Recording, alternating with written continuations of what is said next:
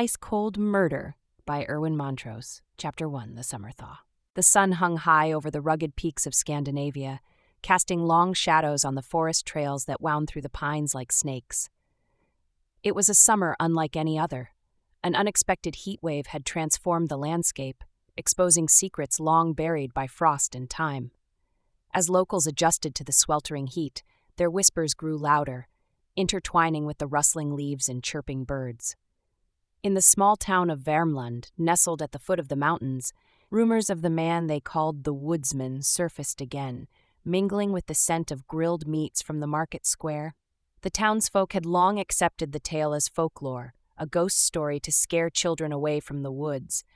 But now, with the thaw revealing what lay beneath the surface, the stories felt more like an unshakable truth. "You think it's finally time to do something about it?"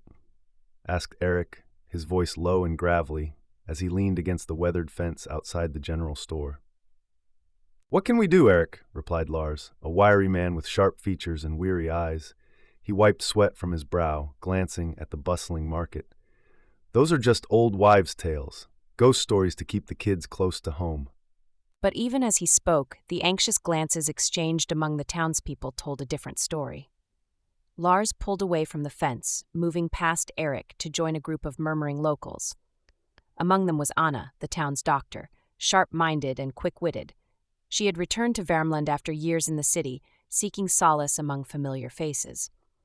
But the sight of her childhood home laid bare by the heat brought a gnawing sense of unease. "If the thaw's revealing bodies, it's no longer a story," she declared, crossing her arms tightly over her chest. "We need to tell the police. This isn't folklore anymore, it's a nightmare." A hush fell over the group, eyes darting nervously to the thicket where tourists often ventured, blissfully unaware of the darkness that lurked beyond the trees. As Anna spoke, she thought of the young couple she had seen hiking the trails just days before. They had seemed so carefree, so full of life. A chill ran through her, a premonition she couldn't shake off. "You're right, Anna. This is serious," Eric replied, finally lifting his gaze to meet hers. "But if the police just brush it off, we'll be back to square one. We need proof." It wasn't just the stories that bound these townspeople. It was decades of shared history. They had weathered storms, fire, and now, with the threat of a resurrected monster, they were faced with a different kind of dread. Anna felt their eyes on her, the weight of their collective fear pressing down like the heat of the sun. They were counting on her, and that thought ignited a fire within. "Then let's gather what we know. Let's make them listen," she urged, her voice steadying as she stepped closer to the group. "If we work together, we can figure this out." As they began to discuss details, the initial tension gave way to a sense of purpose. They shared stories of the lost and the missing, piecing together a puzzle that spoke of years of terror. But as the conversation deepened, so too did the realization that they were scratching only the surface of a much darker truth. Outside the market square, the shadows lengthened, and a figure watched from the edge of the trees, hidden from sight. "They're getting too close," he muttered to himself, the words barely audible over the hum of the town. With a clenched jaw and a gaze fixed on the gathering, he felt a thrill of danger ripple through him. It was time to act before the past resurfaced fully, before the woods revealed more than he was willing to let go. As the townsfolk organized their thoughts, the air hung thick with unspoken fears. This wasn't just about old tales anymore. It was about lives in the balance and the menacing shadow of the woodsman creeping back into their lives. In the heart of the gathering, Anna flipped through her mental notes, determination rising within her. She would uncover the truth, not just for the town, but for herself. The memories of her own childhood traumas bubbled to the surface. The fear of the unknown now exacerbated by the heatwave. "We need to split up," she suggested, breaking the group's reverie. "Lars, you and Eric check the trails. I'll talk to the police and see if I can get them to take this seriously." A murmur of agreement rippled through the group, a shared resolve igniting their spirits. But beneath the surface anxiety festered, a gnawing fear that perhaps they were not alone in their quest. As Anna turned to leave, the figure lurking at the edge of the woods took a step back, his heart racing. He had to act fast. He gritted his teeth, clenched his fists, and with one final glance at the unsuspecting townsfolk, he slipped deeper into the shadows, thoughts racing. What if it was already too late? Chapter 2, Whispers in the Town. Anna made her way to the police station, the sun blazing overhead, a stark contrast to the chill that prickled her skin.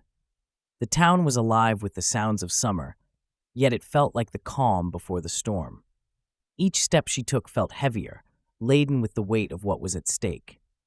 Inside the station, she found Officer Rolf, a burly man with a bushy mustache that twitched with every sip of his coffee. Dr. Ingrid, to what do I owe the pleasure? He called from behind the desk, his demeanor casual, but Anna could sense the fatigue etched into his features. Rolf, we need to talk, she said urgently, leaning over the desk. There's something going on out there. Bodies, potentially more than just a few. The town is scared. We need you to take this seriously. Rolf's expression shifted, concern replacing casual indifference as he set his coffee down. Bodies? What are you talking about? Anna pressed on, recounting the stories that had surfaced, the chilling possibility that the woodsman's legend was rooted in truth. She could see Rolf's mind working, processing the implications of her words. You know as well as I do that people go missing up there every year. We can't let this slide. He hesitated, and she could see the flicker of doubt in his eyes. If there's evidence, I'll follow up, but without something concrete. Frustration welled up within Anna, but before she could respond, the door swung open, and a young man hurried in, his face pale, eyes wide. There's been a sighting. A couple of hikers said they heard something horrible in the woods. The atmosphere shifted, the air thick with tension, and Anna felt the urgency spike. They were racing against time, shadows lurking just beyond the trees, and she needed to convince Rolf before it was too late. With her heart pounding, Anna leaned closer, voice steady. Now, Rolf, this is our moment to act. We can't afford to ignore this any longer. As the young man relayed the hiker's account, Anna's mind raced. The townspeople had gathered their courage to face the shadows, but the lurking danger promised to be more insidious than they could imagine, and the figure in the woods, the one who had watched them all, smirked, knowing that chaos was just around the corner. The station buzzed with a mixture of urgency and dread. Anna's heart raced as the young man regaled them with a shaky narrative about the hikers. His voice trembled, barely able to contain the horror of what he had witnessed. They said they heard something, a scream, or maybe it was laughter. It echoed through the trees, like a twisted melody, he stammered, glancing nervously at the door, as if expecting the woodsman to materialize right before them. Anna's brow furrowed. The young man's words sent shivers down her spine. This was more than just folklore manifesting in the heat of summer. It was an awakening of unbridled fear, a reminder that the past had returned to haunt them. Rolf exchanged a glance with Anna, his bushy mustache twitching as he weighed the gravity of the situation. All right, gather the others. We need to head up into the woods and investigate. Anna's pulse quickened. This was it, the moment she had been pushing for. She nodded firmly, ready to seize the opportunity, but doubts crept in. What awaited them in the forest? Shadows? Specters? The woodsman himself? As Rolf began organizing the officers, Anna stepped outside into the blistering heat. It felt surreal, this juxtaposition of a sun-soaked day against the gnawing fear that gripped her heart. She looked to the trees, dark and looming, the thick boughs whispering secrets she wished they wouldn't share. Yet, as she stood there, Anna felt her resolve harden. She had buried enough ghosts. It was time to confront them. Rolf, Anna called, watching him round up the officers. We should split into groups. We can cover more ground that way. Rolf hesitated, uncertainty flickering in his eyes. And what if we don't find anything? Or worse, what if we do? Exactly, Anna replied, her voice steady. What if we find more bodies? If we don't act, we give whatever's out there time to strike again. We can't let fear paralyze us. Rolf sighed heavily, rubbing the back of his neck. Anna could see he was wrestling with his instincts. The officer in him wanted to follow protocol, but the man in him felt the weight of responsibility. All right, fine. We'll go in pairs, but I want everyone equipped with radios and flashlights. Rolf's voice was gruff, but there was a hint of gratitude in his tone as he glanced at Anna. As the officers prepared, Anna felt a flicker of warmth in knowing she had made an impact. but she couldn't shake the feeling that the woodsman was watching, lingering just beyond the tree line, waiting for them to make the first move. Chapter 3. Into the Woods. The group set off into the woods, the air growing cooler as they penetrated the dense foliage. Each crunch of leaves beneath their feet echoed like a warning. Anna walked alongside Rolf, her heart hammering in her chest. "Do you believe in all this?" Rolf asked, glancing sideways at her. "The stories, the woodsman?" I don't know what to believe anymore, she admitted. But what if there's a kernel of truth in those tales? The bodies we found, it's all too coordinated to be mere coincidence. He nodded, but doubt still clouded his features. "What if it's just a couple of lost hikers? It happens all the time out here." Anna shook her head. "Lost hikers don't leave behind graves. Whatever is out here, it's deliberate." The sunlight fought to break through the canopy, casting jagged shadows on the forest floor. Each step felt heavier, thicker, with unseen eyes watching their every movement. Suddenly, a rustle echoed nearby, causing Anna to freeze. Rolf's hand instinctively went to his holster. A silence enveloped them, hanging like a noose, tightening with anticipation. "Did you hear that?" Rolf whispered. Anna nodded, her senses heightened. "We need to stay together." They moved forward cautiously, the tension palpable. The air crackled with unspoken fears, and Anna could feel her heart thudding like a war drum, a primal response to the unknown. Just then, a sharp scream pierced the air, echoing through the trees. The sound sent chills down her spine, igniting a primal fear deep within. It was unmistakable. Someone was in danger. "That came from up ahead," Rolf cried, adrenaline surging as he signaled the group to follow him. Anna pushed past her own dread, her instincts taking over. They sprinted toward the sound, the forest morphing into a labyrinth of twisting branches and haunting shadows. As they arrived at a small clearing, the sight before them froze Anna in her tracks. There lay a young woman, bloodied and terrified, her hands clutching her abdomen, and an expression of sheer horror etched across her features. Help, please, she gasped, eyes wide, scanning the group frantically. Rolf rushed forward, kneeling beside her. What happened? Who did this? The young woman's voice trembled. "I don't know. It was dark. I heard something behind me. I ran, and—" Before she could continue, a rustle erupted from the brush behind them. The group instinctively turned, weapons drawn, muscles tensed. "And yet you couldn't outrun the woodsman," a voice mocked from the shadows. Anna's heart plummeted. The figure that emerged was tall, clad in dark layers that seemed to blend with the forest. His face was obscured, but the predatory glint in his eyes was unmistakable. "Did you really think you could uncover the truth? You're nothing but pawns in a game far beyond your understanding," he sneered. Rolf stepped protectively in front of the woman, anger bubbling beneath the surface. "Get away from her. You're under arrest." But the woodsman only laughed, a sound that resonated with madness. "Arrest? You think chains can bind what has always been free?" Anna felt the air thicken, the atmosphere swirling with dread. This was not just a confrontation, it was a reckoning. She glanced at Rolf, then back at the woodsman, determination overtaking her fear. You're wrong. We're not pawns. We're hunters, and we will take you down. The woodsman's laughter faded into a chilling silence, and for a moment Anna glimpsed something in his eyes, a flicker of uncertainty. But before she could capitalize on it, he melted back into the shadows, leaving only unease in his wake. "Follow him," Rolf cried, but Anna felt her heart sink. The woodsman was gone, slipping through the trees like a wraith. As they turned to the injured woman, Anna felt a wave of determination wash over her. No matter how elusive the woodsman was, they would not be deterred. We need an ambulance now, Rolf commanded, his voice firm as he cradled the woman, who was fading fast. As the group set to work, Anna's thoughts were a tempest of anger and fear. The woodsman was real. He was out there, and this was just the beginning. She gazed into the trees, where shadows twisted like watching eyes. The chase had only just begun. Chapter 4, A Trap for the Hunter. The clearing still echoed with the scream, the air heavy with fear and adrenaline. As officers tended to the wounded woman, Anna and Rolf exchanged a look, one that said neither of them was willing to wait for the woodsman to strike again. "We need to draw him out," Rolf muttered, scanning the tree line. "Set a trap, force his hand."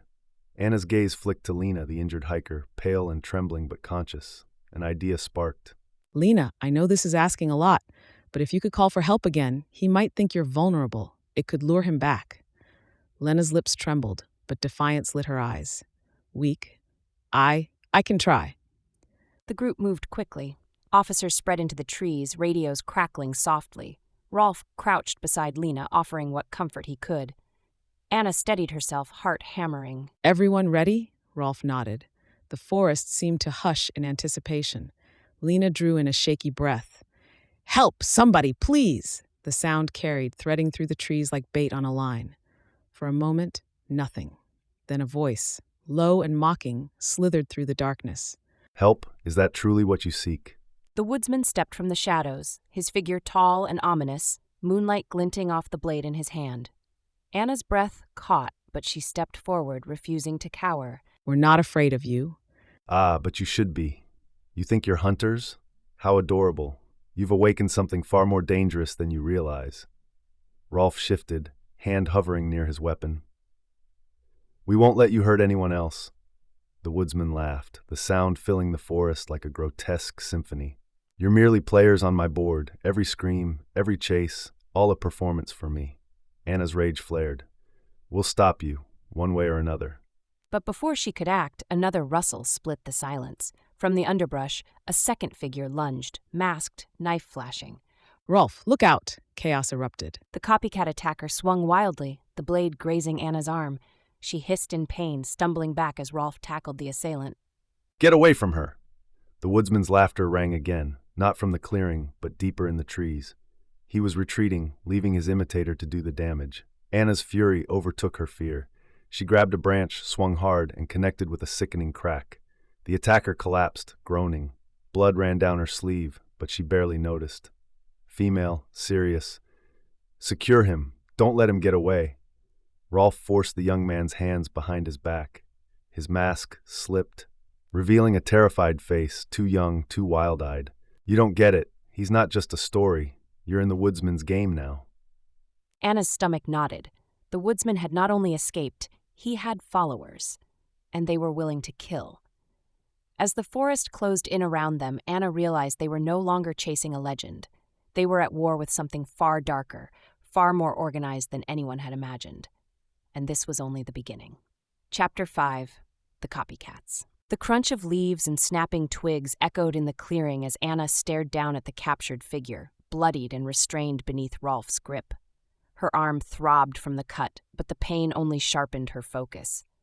The mask had slipped, revealing not a monster, but a boy, no older than 20. His eyes darted with panic. You don't know what you're doing, he gasped, clutching his side. Anna stepped closer, fury bubbling. Female, serious, shouting, What the hell have you done? You think this is a game? The boy's lips curled into a laugh that sent chills down her spine. Help? Do you really think anyone's coming to save you? You're already in the woodsman's game. The forest seemed to breathe around them, every shadow alive with menace.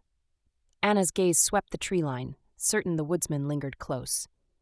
Rolf tightened his grip, forcing the boy to the ground. Calm down, you're not going anywhere. But the boy twisted, trying to wrench free. His desperation spoke louder than his words. Talk, Anna hissed, crouching low. Tell us what you know about the woodsman, or I promise you'll regret staying quiet. For a moment, defiance flickered in his eyes, then it cracked. All right, just let me talk. His voice trembled as he spoke. I was one of the first to find the bodies, before the cops. I thought I was just scaring tourists, but then I saw his shrine, the woodsman's ritual. It's real. Anna leaned in, her heart pounding. Shrine? What kind of shrine? The boy's eyes widened, fear and awe mingling. There's a tree, old, scarred like it's been cut 1,000 times. He takes them there. It's not just burials, it's a ritual, something to keep them quiet. Rolf's jaw tightened. Where is this tree? The boy shook his head violently. You don't want to go there. Trust me. Anna's voice hardened. Too late for warnings. If there are victims buried there, we need to see it.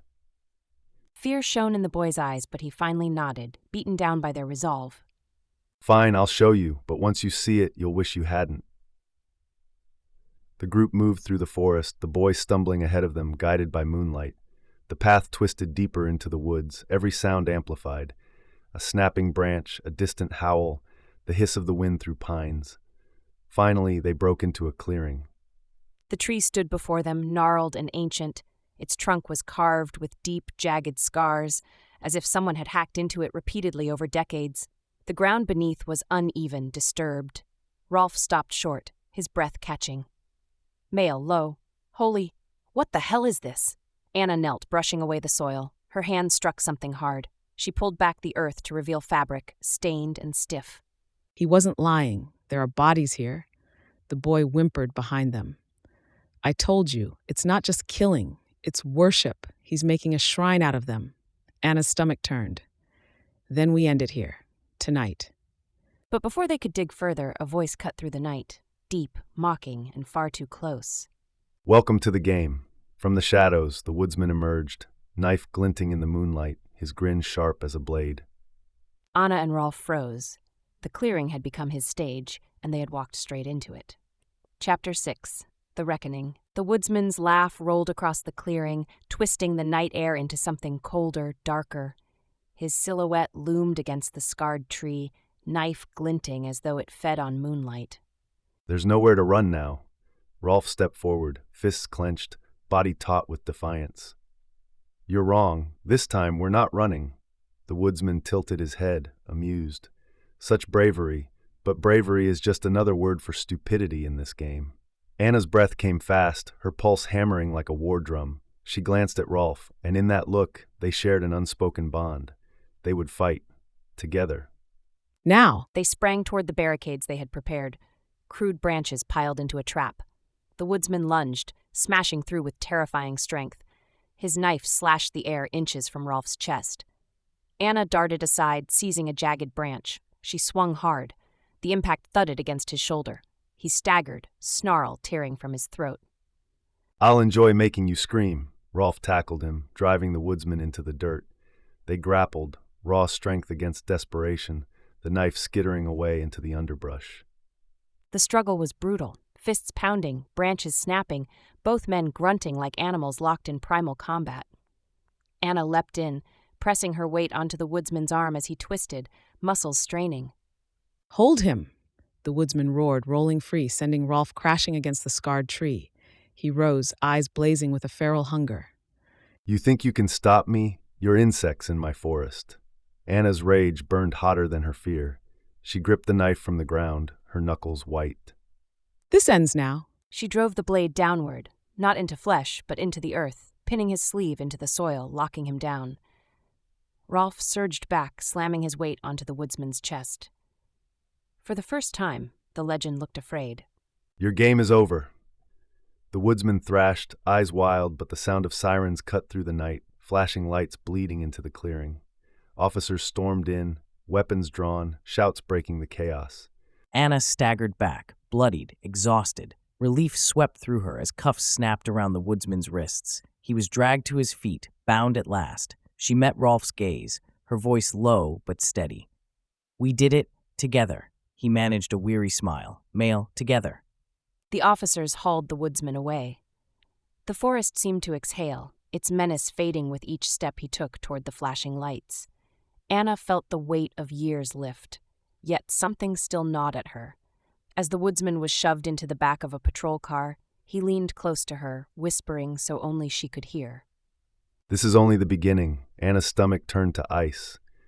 The door slammed shut. Engines roared. The woodsman was gone, but his words lingered, coiling in her mind like a curse. The town would breathe easier tonight. But Anna knew the game was far from over. Thank you for listening. Please subscribe, ring the bell, and share my listening library with your friends.